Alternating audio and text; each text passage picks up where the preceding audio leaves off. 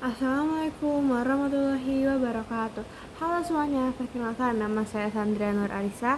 Pada kesempatan kali ini saya akan membahas ulang novel yang sudah saya baca, yaitu sebuah novel yang sangat menyentuh dan penuh nilai sejarah yang berjudul Laut Bercerita.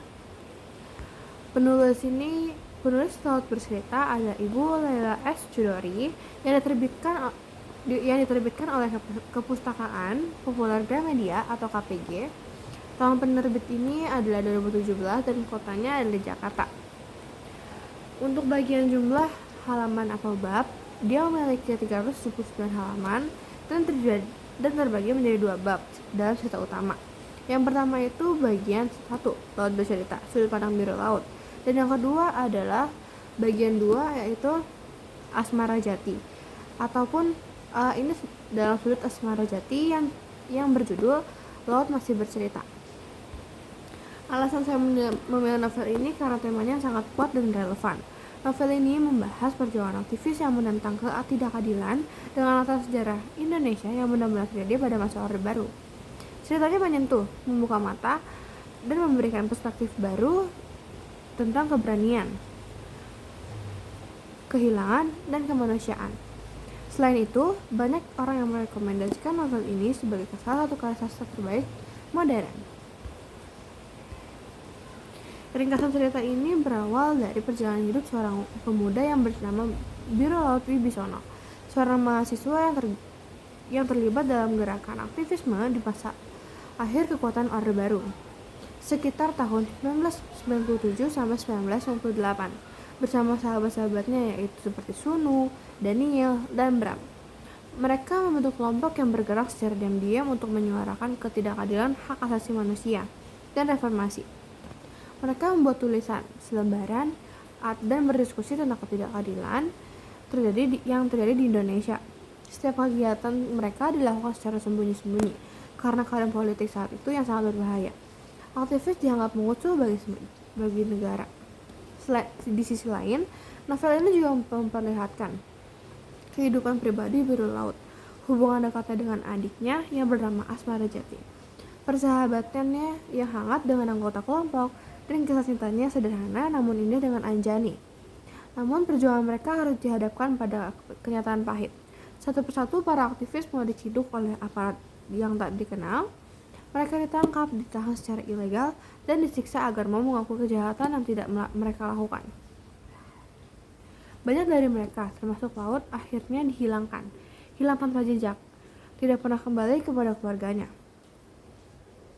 Bagian pertama novel menggambarkan seluruh penderitaan melalui sudut pandang Laut sendiri. Pada pembaca mungkin bisa merasakan ketakutan, keberanian, dan harapan yang tidak pernah benar-benar padam. Bagian kedua novel ini berubah menjadi sudut pandang. Kali ini cerita datang dari keluarga korban, terutama Asmara Jati. Bagian ini menunjukkan kesedihan dan perjuangan panjang keluarga yang tidak pernah mendapatkan kejelasan dari para pemerintah. Mereka mencari, melapor, berdiskusi dengan sesama keluarga korban, dan mengikuti aksi menuntut kebenaran. Tetapi jawaban tetap tidak pernah diberikan. Melalui kisah ini, novel menggambarkan betapa besar luka yang ditinggalkan oleh penghilangan paksa. Para aktivis yang hilang bukan hanya kehilangan hidup mereka, tetapi keluarga mereka juga kehilangan kepastian, harapan, dan juga kesempatan untuk mengucapkan selamat tinggal. Selain itu, novel ini bukan hanya fiksi.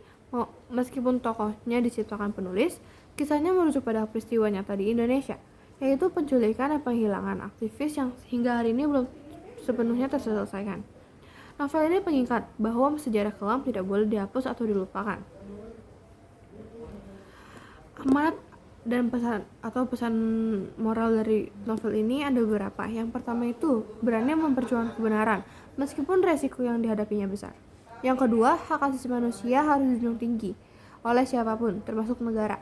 Yang ketiga adalah kebenaran sejarah harus dibuka dan tidak boleh dilupakan agar tragedi serupa tidak terulang. Yang keempat ada menghargai pengorbanan orang lain, terutama mereka yang berjuang demi kepentingan masyarakat, demi hak asasi manusia di masyarakat. Selanjutnya adalah pentingnya empati, karena setiap keluarga korban pastinya memiliki luka yang tidak terlihat. Informasi dan kritik dalam cerita ini adalah novel ini terinspirasi dari peristiwa nyata, yaitu kasus penculikan dan penghilangan aktivis pada tahun 1997 sampai 98 di Indonesia. Pada masa itu banyak mahasiswa dan penggiat demokrasi diculik oleh aparat keamanan karena dianggap mengancam pemerintah. Beberapa aktivis ditemukan kembali dalam kondisi trauma, tetapi sebagiannya tidak pernah kembali hingga hari ini. Ibu Leila S. Chudori juga menggunakan novel ini untuk mengkritik penyalahgunaan kekuasaan negara, pengingat bahwa keadilan belum sepenuhnya terlaksanakan dan ditegakkan. Yang ketiga adalah menyuarakan kembali tuntutan keluarga korban yang selama puluhan tahun menunggu kepastian.